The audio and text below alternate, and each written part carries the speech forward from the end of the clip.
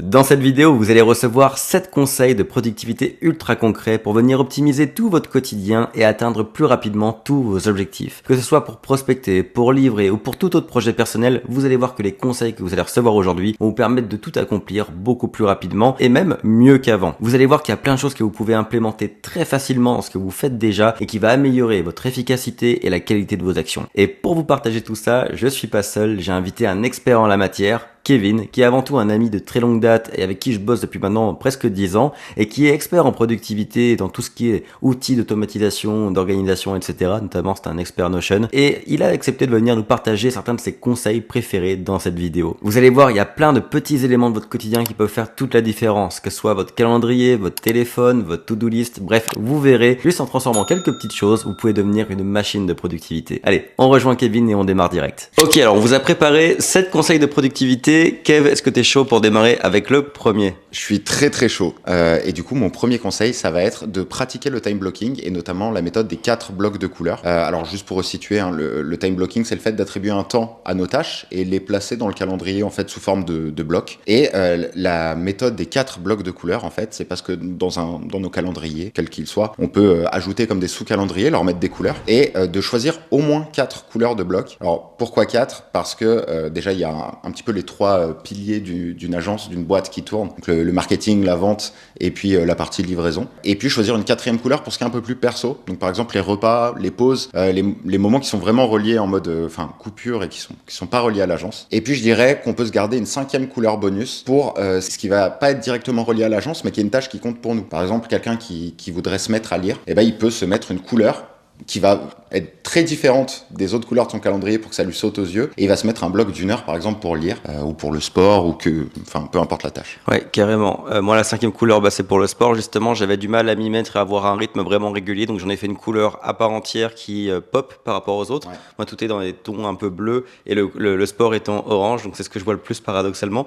Ouais. Donc, on peut prendre n'importe quel calendrier, genre Google, Apple. Moi, je suis sur Apple. Toi, t'es sur quoi? Moi, c'est Notion Calendar. Ouais, on peut prendre en fait n'importe quel calendrier du moment qu'il est un peu fluide d'utilisation, mais tous les grands calendriers s'y prêtent. Du moment qui nous permet je pense qu'ils le font tous, mais de trier par couleur. Et l'autre point important du coup, c'est de bien catégoriser le type de tâche important pour notre boîte. Alors, bon, si vous regardez cette vidéo, probablement que vous êtes freelance ou vous avez une agence ou que vous voulez monter une agence. Et du coup, ce que tu as mentionné, ça me semble être la parfaite structure. Tout ce qui est marketing, c'est tout ce qui concerne un peu votre stratégie de contenu. Donc, rédiger vos posts, publier vos posts, tourner des vidéos, interagir sur les réseaux. Donc, tout ce qui est lié au marketing de façon générale. Et puis plus tard, pourquoi pas faire des pubs et puis gérer vos pubs. Le côté vente, c'est le côté qualification, prospection, rendez-vous client, relance, ouais. Effectivement, qu'il faut les relances typiquement, c'est un bon exemple de tâches routinières quotidiennes à intégrer dans le calendrier. Puis aussi tout ce qui est devis, le temps de création des devis, des relances des factures, etc. Ouais, exactement. Et puis la livraison, c'est la production pour vos clients tout simplement que vous devez prévoir là aussi. Et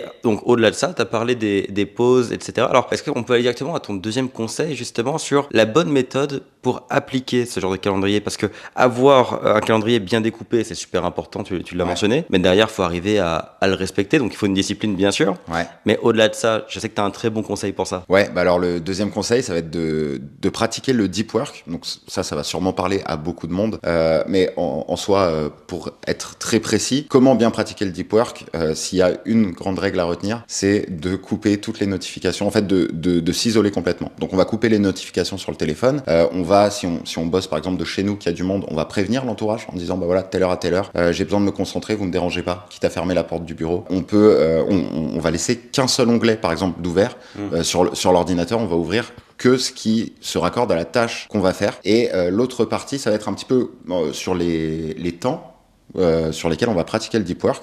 Moi, ce que je recommande, surtout quand on commence, c'est de faire du 1 heure de travail pour 15 minutes de pause. Alors là, on raccorde un petit peu avec le Pomodoro, mais souvent, quand on parle de Pomodoro, c'est du 20 minutes, 5 minutes. Dans la réalité, 20 minutes de travail pour 5 minutes de pause. 5 minutes de pause, ça suffit pas pour bien se reposer. Et puis 20 minutes, ça suffit pas pour se mettre dedans, parce que j'ai vu partout qu'il fallait genre 15 minutes, un truc comme ça, pour se reconcentrer après une déconcentration. Ouais, c'est même plus que ça. Il y a une étude de l'université Irvine en Californie qui a estimé qu'il fallait 23 minutes et 15 secondes pour se reconcentrer après une interruption. Ouais, donc si tu fais vraiment le vrai Pomodoro, techniquement, t'es jamais pleinement concentré et jamais pleinement reposé. Exactement. En fait, c'est quelque chose qu'on peut faire, mais à terme, quand on pratique le deep work depuis un moment, je pense que ça peut le faire parce qu'il y a des tâches où tu sais, non, franchement, en 30 minutes, je les ai pliées. Et là, ça peut marcher. Tu as déjà l'habitude de couper tes notifications, de t'isoler, etc. Quand on commence, c'est pas suffisant. Et puis, ça sert à rien non plus de faire des trop gros blocs d'heures, de dire, je vais bosser 3 heures, parce qu'en 3 heures, tu vas forcément te déconcentrer. Donc, si on relie ce deuxième conseil avec le premier, dans le calendrier, du coup, par exemple, si je veux faire 3 heures de prospection, donc vraiment 3 heures de vraie prospection, je vais plutôt prévoir un bloc donc de 4 heures dans mon calendrier, dans lequel il y aura mes 3 heures actives, et puis tu vas y mettre d'avance les différentes 15 minutes de pause. Exactement. Où on coupe. Exactement, c'est exactement ça. Moi, je l'aurais vraiment scindé en 3 fois et j'aurais fait 15 minutes de pause à chaque fois entre ces blocs d'heures, de manière en fait à vraiment ressourcer le cerveau pendant ces 15 minutes. Et quand je dis 15 minutes de pause, je parle de vraie pause. C'est pas on va regarder les mails, on est sur le téléphone, etc. C'est vraiment on coupe complètement avec ce qu'on faisait, quitte à aller marcher, à prendre un petit peu l'air, de manière à vraiment ressourcer le cerveau. Au début, ça peut être un petit peu perturbant, mais en fait, on se rend compte quand on fait ça qu'on est beaucoup plus efficace quand on se remet à bosser. Et puis du coup, ça veut dire que toutes ces tâches annexes, comme par exemple consulter les mails, consulter les messages, répondre à une demande rapide d'un client, ça aussi, du coup, faut les prévoir à travers des blocs dans le quotidien, pour pas que ce soit les pauses qui viennent en fait absorber tout ça et que nos pauses ne soient plus des pauses et que du coup, on annule tout le deep work en fait. Ouais, exactement, on annule le deep work et puis mine de rien, ça casse la productivité de la journée, on finit par complètement se disperser. Moi, je sais que quand je démarre un projet avec un client, en fait, je l'indique clairement à la phase d'onboarding, voilà, on va communiquer de telle manière, via tel canal, et puis moi, je vais vous répondre à tel et tel moment. Moi j'ai un bloc le matin, un bloc le soir, et c'est les moments où je vais checker mes mails, répondre aux demandes clients, etc. De manière à ce que dans la journée, je peux vraiment me focus sur toutes les tâches que j'ai à faire et être beaucoup plus efficace. Ouais, c'est super intéressant. Et je rebondis aussi là-dessus, sur le deep work, parce que donc mon coach américain, tu sais, Hormozy, il en parle quand même pas mal, et lui, il est assez extrême. Mais du coup, ça ramène un peu à ce que tu dis là. Chez lui, je crois qu'il a fait son bureau dans une sorte de placard sans aucune fenêtre. Et dans son bureau, parce qu'il a un bâtiment où il a ses bureaux, il a occulté toutes les fenêtres. Il a un casque anti-bruit, il met un panneau sur la porte ne pas déranger, et aussi il éteint toutes les lumières à part son ordinateur ou alors la lumière à côté de l'ordi si jamais il doit écrire ou lire. Mais il interrompt vraiment tout, et puis évidemment le téléphone qui est sur off. Ouais, le téléphone c'est obligatoire et c'est vrai que là j'en ai pas parlé mais le casque anti-bruit c'est excellent, soit se couper complètement du son, soit à la limite on peut mettre une musique mais pas de musique avec paroles ou des trucs qu'on va chanter ou qui vont nous ambiancer d'habitude, vraiment une musique, de la musique classique, des musiques d'ambiance, des choses très calmes qui vont juste mettre le cerveau en fait en roulement un petit peu automatique. Ou alors très répétitif. Bon, il y en a une que je saigne en ce moment, c'est la musique de... Alors, vous connaissez peut-être la série Severance, et c'est une musique de Severance, mais sur 8 heures en fait. Ouais. Et c'est incroyable parce que c'est assez répétitif, et ouais, je sais pas, je l'associe... Maintenant, je l'associe au travail, et je la mets systématiquement quand je taffe. Que tu l'associes, c'est normal. En fait, quand là, on rentre un peu dans le process de création des habitudes, mais quand tu vas le répéter sur plusieurs jours d'affilée, au final, on va le faire très très simple, mais ton cerveau va associer la musique que tu lances juste avant de travailler au fait que derrière tu te concentres. Et donc, l'un dans l'autre, quand tu vas mettre la musique, ton cerveau va se dire « Ok, c'est le moment de se focus ». Du coup, plus tu vas le répéter ça, plus tu vas être efficace là-dedans. C'est du pur Pavlov. Pur. Et du coup, ça vaudrait même la peine, enfin là peut-être qu'on pousse un peu le bouchon, mais d'avoir toujours la même musique ou le même bruit de fond ou le même pattern quand on se concentre pour faciliter, en fait, peut-être raccourcir ce fameux 23 minutes dont on parlait plus tôt. Ça peut potentiellement jouer, et même si on parle pas forcément de la même musique, moi je m'en suis rendu compte avec la musique classique. C'est quelque chose que j'écoute pas forcément, et je me suis rendu compte que ça m'aidait vraiment à me concentrer, et c'est pas toujours la même que je mets. Je mets des playlists un petit peu random sur Spotify de musique classique, mais en fait je me suis rendu compte là à force de le faire que dès que je lance une playlist, je me mets dedans direct en fait. Parce que je pense que j'associe globalement maintenant le classique au fait que, ok, là je me mets à travailler dans une tâche qui est intense et qui va me demander beaucoup de concentration. Et juste avant de passer au troisième conseil, je tiens juste à revenir sur un truc dont on a parlé là dans le deep work, c'est de couper toutes les distractions. Vous allez peut-être remarquer que vous avez souvent des bonnes idées quand vous êtes sous la douche ou quand vous faites du sport ou autre. Et en fait, quand vous regardez bien, tous les moments où vous avez de bonnes idées, C'est parce que vous n'avez pas de téléphone sous la main, pas de distraction, de divertissement immédiat. Et en fait, c'est juste incroyable ce que vous êtes capable de faire quand vous n'avez pas le cerveau qui est happé par quelque chose, par une vidéo YouTube, par un TikTok, un Reel, n'importe quoi. C'est juste incroyable. Et en fait, pour le deep work, c'est vraiment important de couper toutes ces sources-là, vraiment les notifications, et même, je veux dire, alors moi, il y a un truc, par exemple, certains me disent, j'ai du mal à me mettre en mode deep work parce que dans la musique, il y a des pubs. Ouais. Bah, il y a des chaînes YouTube exprès pour ça, avec des vidéos non monétisées, pour ne pas avoir de pub. Vraiment, coupez tout, parce qu'il suffit d'avoir une pub qui vient casser votre concentration alors que vous êtes en train de faire du copywriting ou quoi, ça casse tout. Donc faites vraiment attention à tous les paramètres pour qu'il n'y ait aucune interruption. Pensez bien aux 23 minutes et 15 secondes. Parce que ça, quand on fait le cumul, ça peut être une toute petite interruption. Une notif sur le téléphone, quelqu'un qui toque à la porte, une pub, comme tu le disais. Et quand on met bout à bout ces 23 minutes et 15 secondes, mais déjà sur la journée, on se rend compte que on n'a pas été très concentré au final. Si on prend toutes les petites interruptions, sur la semaine, c'est phénoménal le temps qu'on perd. Une dernière chose aussi, si vous vous dites que oui, ok, tout ça c'est beau sur papier, mais c'est pas faisable dans la pratique parce que mon client n'acceptera pas, que je refuse son appel ou que je lui réponde pas immédiatement, gardez bien en tête que aucun délai de quelques heures n'abîmera vraiment la relation que vous avez avec votre client. Tous les clients comprendront que vous avez besoin de votre temps de focus, et s'ils ne le comprennent pas, expliquez-leur. Expliquez-leur que si vous n'avez pas un temps de focus, même sur leur dossier à eux, vous travaillerez mal. Et donc, ce que vous allez faire, c'est leur dire les moments où vous êtes disponible. Vous voyez, ces blocs d'heures que vous positionnez dans votre calendrier, vous pourrez les partager avec votre client et dire, écoute, là par exemple, si tu as vraiment un truc à me dire en urgence, sache que tous les jours entre 13h et 16h, c'est mon temps de production client, et donc là, je vais être davantage disponible que le matin, où là, je travaille sur des trucs plus profonds, où je coupe toutes les sonneries. Et comme ça, le client va le comprendre, et là aussi, vous allez simplement l'éduquer à la bonne méthode de communication avec vous, tout simplement. Moi, jamais un client m'a fait la réflexion. Au contraire, généralement, j'ai l'impression que c'est plutôt bien perçu quand on dit, voilà, moi j'ai besoin de me concentrer dans les dossiers pour offrir la meilleure qualité possible. Donc je réponds qu'à tel et tel moment. Et les clients le comprennent très bien. Au contraire, on me dit mais c'est bien, j'aimerais bien faire la même chose. Et du coup, par rapport à tout ce calendrier, là on a bien compris comment créer le calendrier, etc. Maintenant, concrètement, comment tu fais pour constituer tes journées? Et du coup, on passerait au troisième conseil. Comment constituer correctement une journée? Est-ce que tu le fais sur le moment? Est-ce que tu inventes tes blocs au fur et à mesure? Comment tu fais concrètement? Alors non, je fais pas du tout au fur et à mesure, c'est le pire moyen de le faire. La meilleure méthode, en fait, c'est de préparer sa journée du lendemain la veille au soir. Moi, je termine toutes mes journées, j'ai un bloc d'une demi-heure.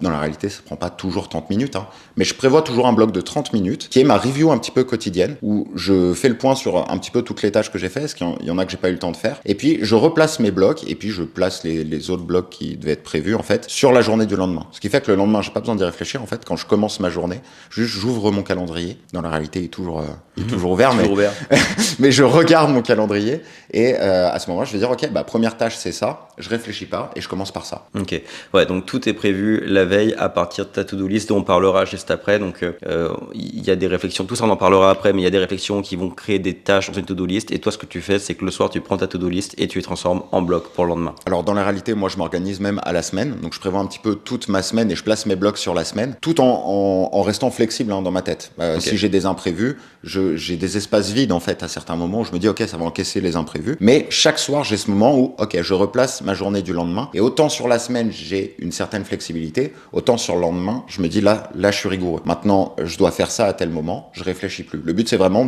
je suis ce que mon calendrier me dit, parce que quand je fais ça le soir en fait, j'ai le cerveau un petit peu chaud de tout ce qui a été fait sur la journée, et j'ai une certaine lucidité sur les priorités, sur les choses que je dois faire, alors que quand on fait ça le matin, on n'a pas cette lucidité, le cerveau n'a pas commencé à se mettre en mouvement. Ouais. Je fais un peu comme ça aussi. J'ai un gros brief mensuel, on en parlera aussi en détail après, mais un gros brief mensuel avec les grosses milestones, les gros points en fait de mon mois que j'ai tout de suite placé dans le calendrier. Après je le fais de façon hebdomadaire pour organiser globalement mes journées, mais après de la veille pour le lendemain, je viens vraiment ajuster à la demi-heure ou à l'heure près. Et personnellement le calendrier, si vous posiez la question, c'est vraiment la journée entière qui est time bloquée, donc du moment où je me lève jusqu'au moment où je me couche. En tout cas moi je fonctionne comme ça, je crois que toi aussi. Ouais, moi aussi. Vous n'êtes pas obligé de le faire de façon si intense. Par contre, faites-le au minimum du moment où vous commencez à travailler jusqu'au moment où votre journée de travail s'arrête, en prenant aussi là-dedans les moments perso. On l'a dit, les pauses repas, les pauses tout court, etc. Donc prenez-les en compte. Mais c'est sûr que dans la vie d'entrepreneur, souvent la journée va vraiment... l'équilibre pro-perso est rarement parfait au début. Donc ça va arriver et c'est normal que votre journée intégralement soit un mélange de pro et de perso, auquel cas du coup ça facilite les choses de par exemple la calculer de 7h à 23h, comme ça tout est couvert. Exactement, moi c'est pour ça que je fais ça, puis moi j'ai besoin d'avoir aucune zone de flou en fait, donc moi je mets même le temps où je dors, etc. Mais comme tu le dis, au moins la journée de travail, peu importe le temps horaire, mais tous les moments où je sais que je vais devoir faire des tâches qui sont importantes pour la boîte. Et une autre chose qui peut être bien avec ça, qui rejoint un petit peu comment on prépare la journée du lendemain, c'est quand j'ai une tâche où je me dis par exemple, j'en ai pour 1 heure. En vrai, je vais prévoir 1h30.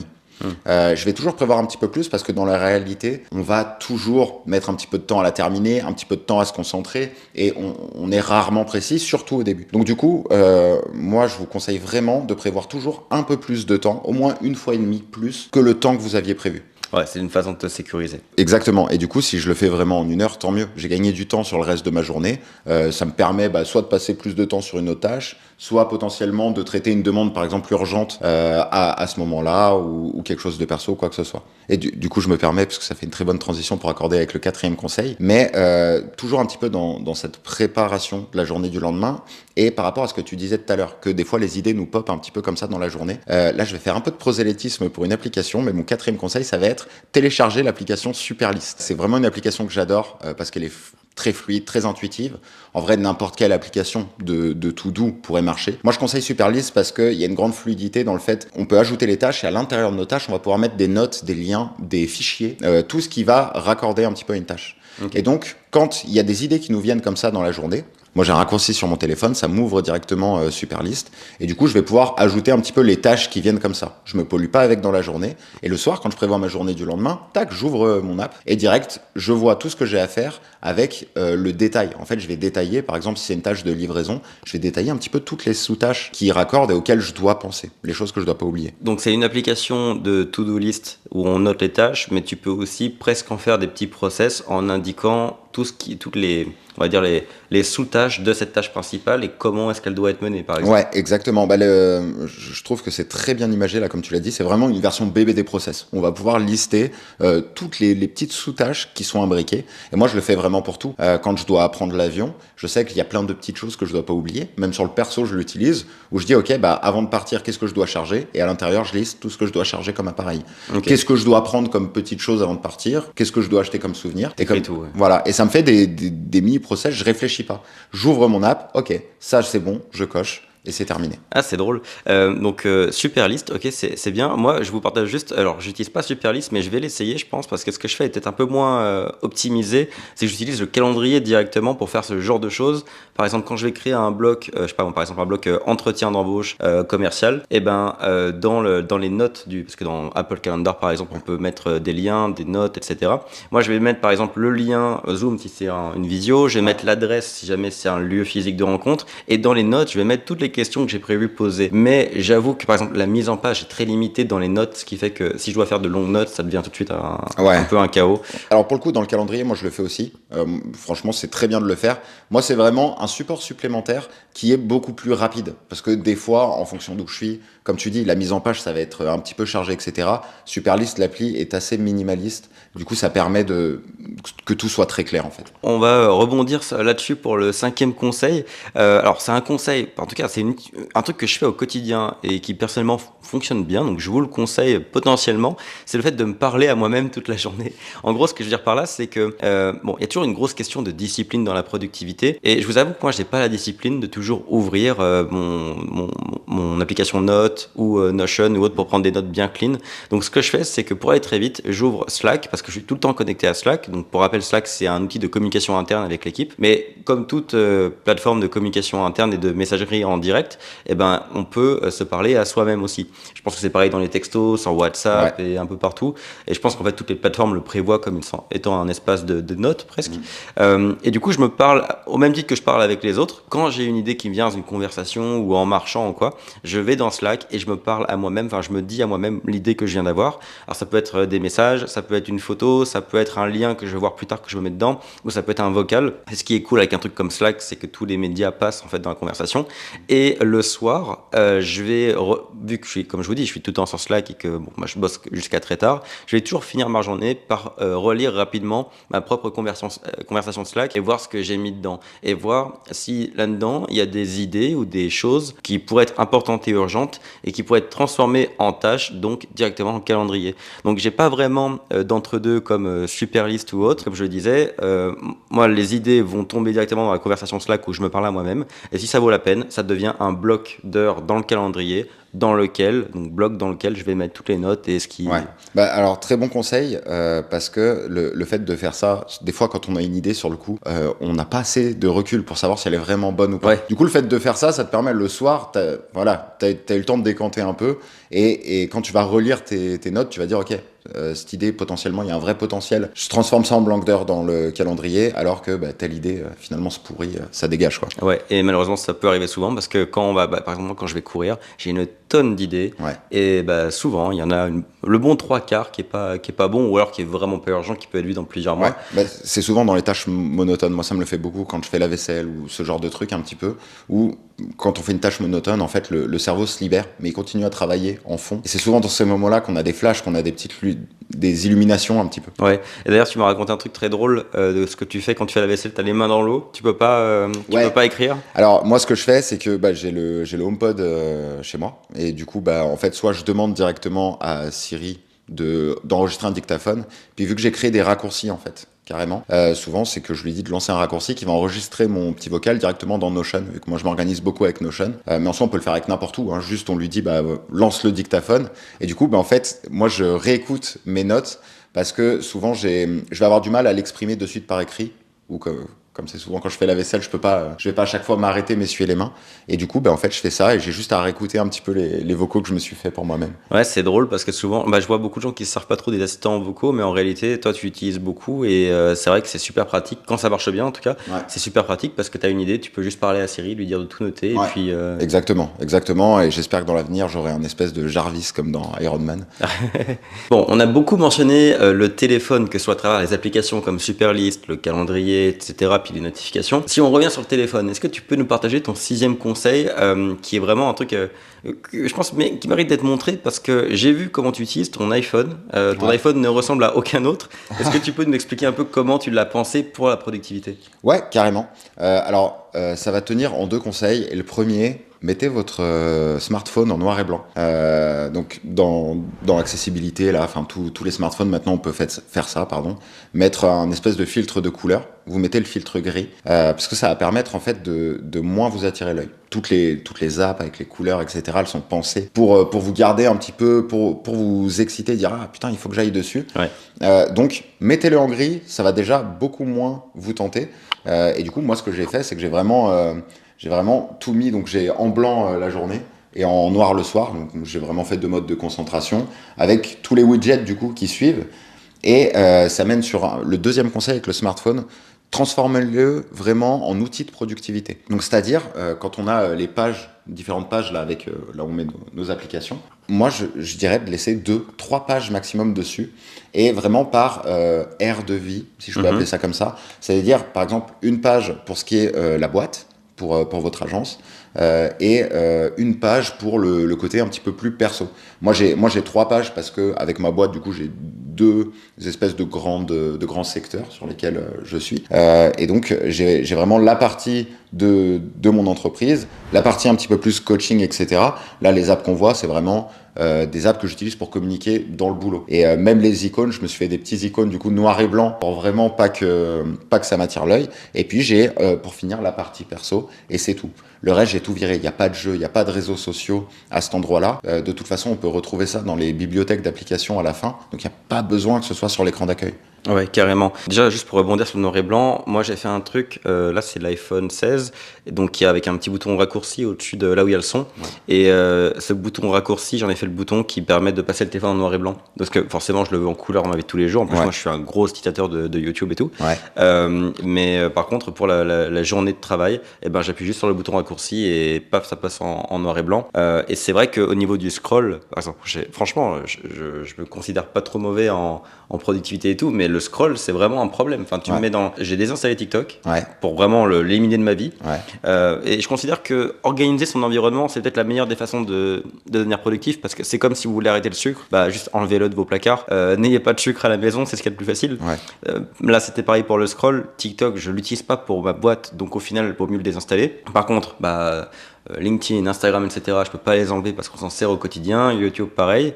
Et donc là, le passer en noir et blanc, je me suis rendu compte que vraiment, mon temps de scroll était divisé mais par 50. Enfin, je veux dire, c'est incroyable. Ouais.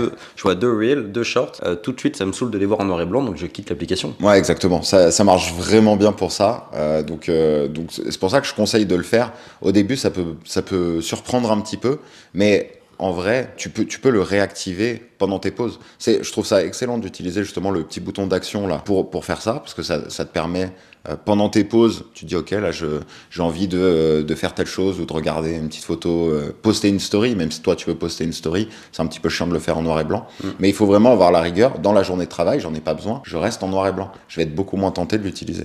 Ouais, et il y a une deuxième chose aussi que je fais, un peu comme toi, mais moins poussé, parce que je j'ai pas modifié mes icônes ni quoi que ce soit. C'est que, bon, comme tu l'as dit plus tôt, moi je suis structuré comme une agence, forcément. Ouais. Donc, marketing, vente, etc.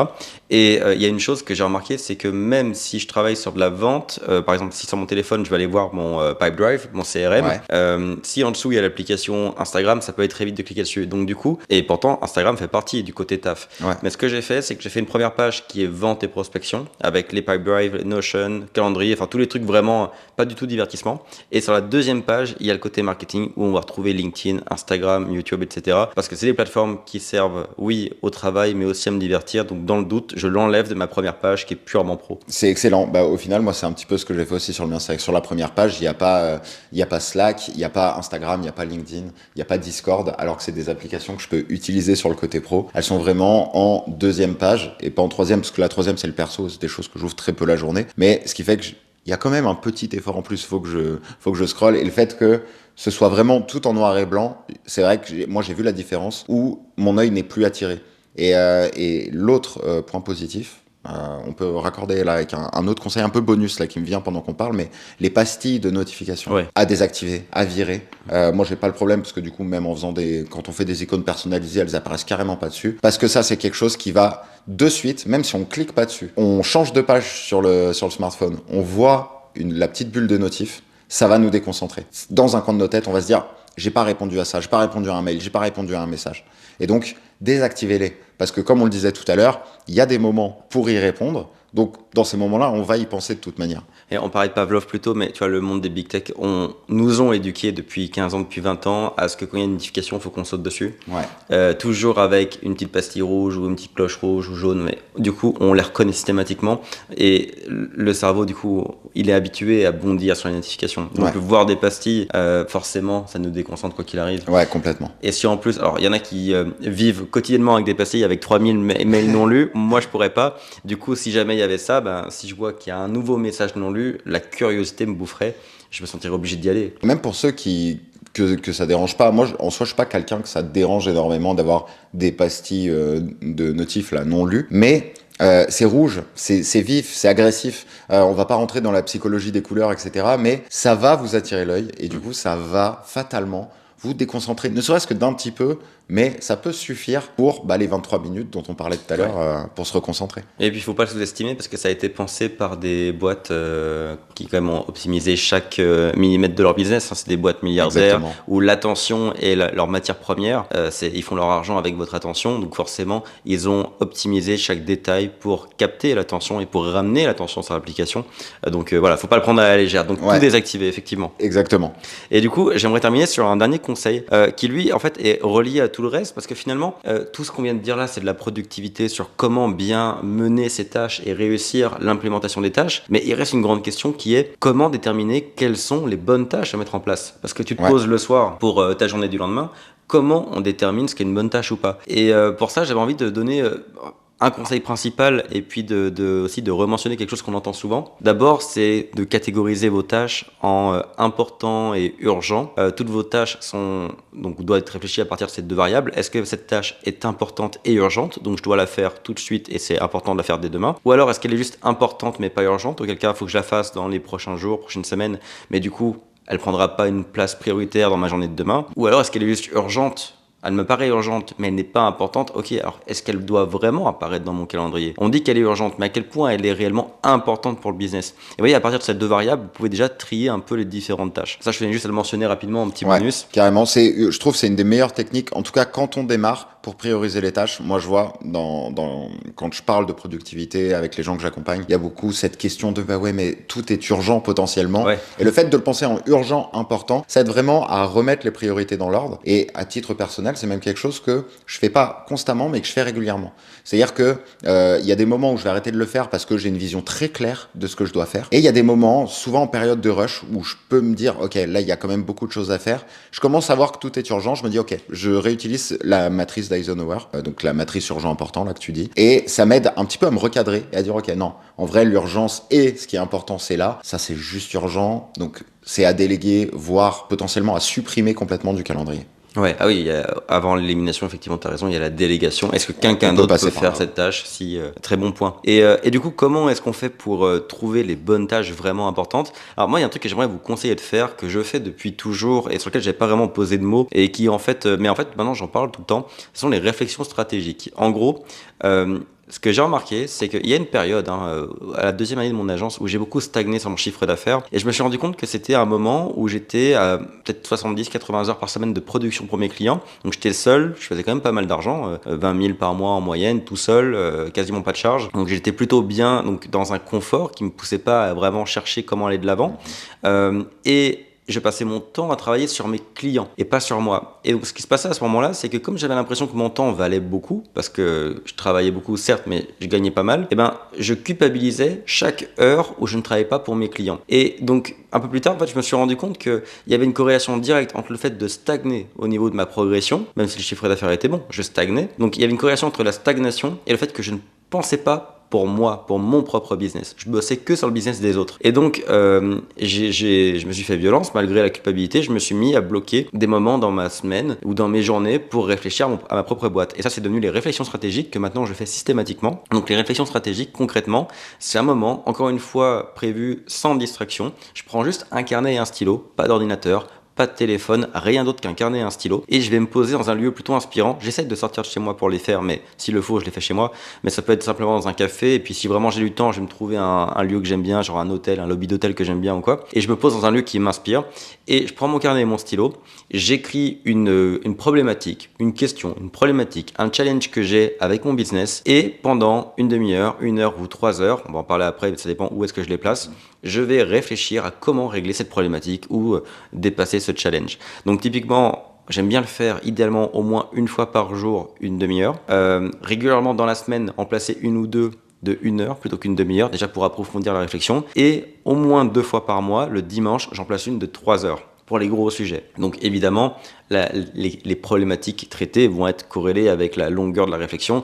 Je ne vais pas me donner 3 heures pour régler un tout petit problème, comme à l'inverse, je ne vais pas me mettre un très gros problème à régler en une demi-heure. Mais du coup, en faisant ça très régulièrement, en fait, j'ai toujours le temps de travailler, je prends toujours le temps de travailler sur mon propre business, sur mes propres problématiques, et donc je vais toujours libérer les obstacles de mon chemin et poursuivre ma croissance. Et depuis que je fais ça, j'ai remarqué que j'avais aucune stagnation dans mon business, et c'est grâce à ces réflexions stratégiques que toutes les idées tombent pour créer les fameux blocs dans le calendrier. Donc en fait, c'est là où ça termine la boucle. Ce qui se termine comme un bloc dans le calendrier, tout part d'une to-do list qui, elle, a été créée à partir des réflexions qui viennent d'une réflexion stratégique. Et donc, tous les soirs, je parlais de cela tout à l'heure, de la conversation avec moi-même. Ouais. Et l'autre chose que je fais, que j'ai pas mentionné tout à l'heure, qui vient avec, c'est que dans ma petite demi-heure du soir, je relis mes notes sur Slack et je relis mon carnet et ce que j'écris dans mon carnet pendant ma réflexion stratégique. Et ce que je juge utile devient un bloc et une tâche dans le calendrier. Pour moi, c'est primordial, cette espèce de review, cette réflexion stratégique qu'on fait régulièrement. Le point très fort là que tu as mentionné, c'est la boucle. Pour moi, c'est exactement comme ça que ça fonctionne. C'est-à-dire que c'est en partant de cette réflexion stratégique qu'on va savoir tout ce qu'on va devoir implémenter de manière très concrète. C'est ce qui va nous permettre de sortir le plan d'action. Et à la fin, quand on a déjà implémenté, quand on a fait les tâches, c'est le moment où on fait le point sur ce qu'on vient de faire et qu'on se dit, ok, qu'est-ce qui marche pas? Ça marche, j'en fais plus, je fais mieux. Ça marche pas, soit je modifie, soit peut-être ça doit complètement virer. Mais c'est vraiment primordial, c'est ce qui va permettre en fait d'implémenter et de réussir au maximum tous les conseils dont on vient de parler. Et alors moi, je fonctionne un petit peu différemment de toi en termes de cadence.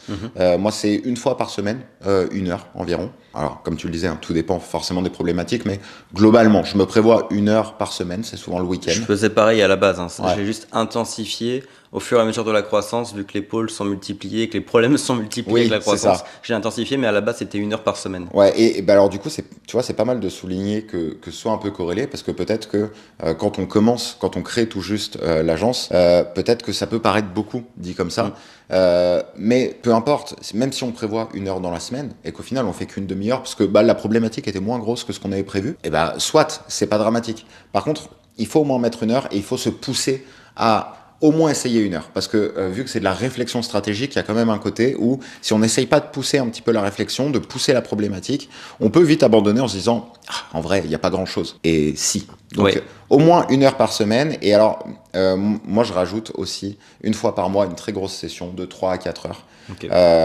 Et où je fais le point sur un petit peu tout. Moi, dans ces moments, c'est tant la partie stratégique pour l'entreprise que sur bah, justement les petites habitudes de productivité que j'essaye de mettre en place. Quand j'essaye de mettre quelque chose de nouveau en place, c'est le moment où je me dis, ok, est-ce que ça marche? C'est exactement en fait la même méthode que pour la réflexion stratégique de la boîte. J'aimerais juste rebondir sur un truc que tu viens de dire, mais les meilleures idées ne viennent jamais dans les premières 15-20 minutes de la réflexion stratégique. Ouais. On l'a dit, encore une fois, avec les 23 minutes de concentration, mais il faut arriver à plonger dans la réflexion pour trouver les bonnes idées. Moi, j'ai remarqué que sur une réflexion stratégique d'1 heure, c'est pas dans la première demi-heure que j'ai les bonnes idées, tout comme dans la réflexion de 3 heures, c'est rarement dans la première heure que j'ai les gros game changers. Ouais, tout à fait. Tout à fait. Et j'aime bien, alors moi je suis très adepte aussi du petit carnet noir et du stylo, mais parce qu'en fait, il y a un côté, je trouve que déjà ça nous sort un petit peu des écrans. Là, on est sûr de ne pas avoir toute la distraction qui est liée. Il y a un côté un petit peu introspectif à ce moment-là. Et donc, alors, je sais pas si tu le fais encore, de garder tous les carnets depuis le tout début. J'ai une boîte avec, je crois que j'ai une quarantaine de carnets là-dedans. Ouais. Tous les mêmes carnets maintenant. Le carnet noir Moleskine, toujours le même. Et je les garde tous. Et de temps en temps, je vais voir un peu ce que j'avais écrit dedans. Et c'est assez incroyable de voir en fait, ce que je vois, c'est à quel point les réflexions sont mieux faites aujourd'hui qu'il y a 8 ans, par exemple. Mais ce qui est normal, c'est le progrès entrepreneurial. Ouais. Mais j'aime relire comment je réfléchissais il y a 7 ans ou il y a 8 ans, parce que j'écris vraiment tout dans un carnet. Quand je fais une réflexion stratégique, c'est toutes mes idées sont écrites, mes questionnements, mes doutes, etc. Tout est écrit, comme ça vraiment on a tout le déroulé de la réflexion. Ça permet de venir juger a posteriori comment est-ce qu'on a réfléchi telle problématique. Et si quelqu'un me pose une question sur mais pourquoi t'as fait ça, je peux y replonger. Ça c'est intéressant. Surtout quand on se fait coacher, c'est intéressant d'avoir ça. Ouais, exactement. Et puis ça permet, alors déjà sur le long terme, je trouve ça génial de pouvoir revoir comment on réfléchissait plusieurs années auparavant. Qu'est-ce qui nous a emmené à tel point, à titre juste personnel des fois. Ouais. C'est assez excellent. Et ne serait-ce que sur le suivi d'un plan d'action sur 6 mois, de réouvrir son carnet. Moi, je sais que quand je fais ce moment de réflexion stratégique, je vais, alors des fois dans la hebdomadaire d'1 heure, pas forcément, parce que je me concentre sur une problématique très précise, souvent à ce moment-là. Mais pendant la mensuelle, qui va durer 3 heures, je vais parfois relire les pages précédentes et les réflexions que j'ai eues. En fait, on a un vrai historique de tout ce qu'on a déjà réfléchi sur le sujet. Et ça permet vraiment de se replonger dans l'état mental dans lequel on était à ce moment-là. Et c'est souvent en faisant ça que ça m'aide à avoir des flashs pour les nouvelles idées et pour dire, ok, attends, ça fait 45 minutes que je planche là-dessus. Et en relisant la page que j'avais écrite 2 mois auparavant, je fais un lien et je me dis, c'est ça, la solution, c'est ça. Et alors, des fois, c'est pas forcément la bonne solution, mais ça aide à avancer un petit peu et de fil en aiguille à arriver et à vraiment implémenter des choses. Carrément. Et si tu veux bien, j'aimerais qu'on termine avec un 8e conseil bonus qui vient de popper par rapport à un truc que tu as dit. Tu as mentionné 2 mots très rapidement, mieux et davantage et mieux. Ouais. Et en fait, ça, je vais rebondir dessus parce que c'est un conseil que Alex Hormozy, donc le coach américain dont je parlais tout à l'heure, nous a donné pour déterminer quelle nouvelle tâche vous devez faire apparaître dans votre quotidien, dans votre agenda. Réfléchissez toujours à ce que vous faites aujourd'hui. Regardez ce qui fonctionne et ce qui amène des résultats. Et avant d'essayer de faire quelque chose de nouveau, et vous défocus sur quelque chose de nouveau. Regardez d'abord ce que vous pouvez faire, ce que vous faites déjà bien et que vous pouvez faire davantage. Donc si vous faites déjà un type de prospection qui vous génère des demandes de devis, bon, est-ce que vous ne pourriez pas le faire davantage pour avoir davantage de demandes de devis? Ensuite, la deuxième question à vous poser, c'est est-ce que je pourrais pas faire toujours cette même chose mais mieux? Donc je la fais davantage et comment je peux la faire encore mieux?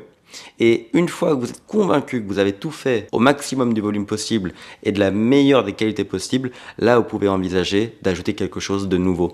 Et en fait, ce qui est intéressant, c'est qu'on va très rarement faire quelque chose de nouveau. Parce qu'en réalité, quand vous creusez bien, genre la prospection, vous pouvez toujours faire plus, embaucher, déléguer. Quand vous êtes au max, vous faites déjà de l'argent, vous embauchez quelqu'un pour en faire davantage, ainsi de suite. Et en fait, vous pourriez avoir 50 commerciaux. Donc en fait, avant de faire un nouveau type de prospection, poussez déjà à fond le premier et on se rend compte qu'on peut tout pousser à blinde. Ouais, exactement.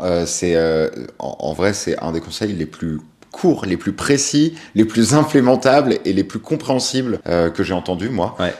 Parce qu'en fait, on se rend compte qu'il est applicable à absolument tout et que oui, comme tu le dis, en fait, il fonctionne très bien. C'est-à-dire que ne serait-ce que le faire plus, on se rend compte qu'on peut très souvent pour quelque chose faire beaucoup plus et du coup, ça génère déjà les résultats. Et donc à ce moment-là, on se dit le mieux et là c'est pareil, on peut toujours optimiser, affiner pour aller toujours au step au-dessus.